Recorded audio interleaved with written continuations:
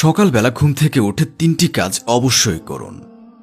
সকালবেলা ঘুম থেকে উঠে এই 3টি কাজ করলে আপনার শরীর ও ব্রেন ঠিকঠাক কাজ করবে সারাদিন। কোন সেই 3 কাজ যা আমাদের দিনের সবটা খুব সতেজ রাখতে সাহায্য করবে? আপনি কি 3টি কাজ আগে থেকে করে থাকেন? যদি আপনি অলস প্রকৃতির মানুষ হয়ে থাকেন তাহলে আজকের এই 3টি ট্রিক্স আপনার জন্য অনেক উপকারী হবে বলে মনে করা যাচ্ছে। তাই আপনি ভিডিওটি শেষ পর্যন্ত দেখুন আর জেনে নিন সকালবেলা উঠে আমরা কি ভুল করে যাচ্ছি এতদিন ধরে।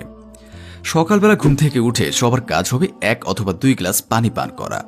এই কাজ দিয়ে আমাদের ইগোফেগাস টিউবকে ভিজিয়ে নেওয়া উচিত।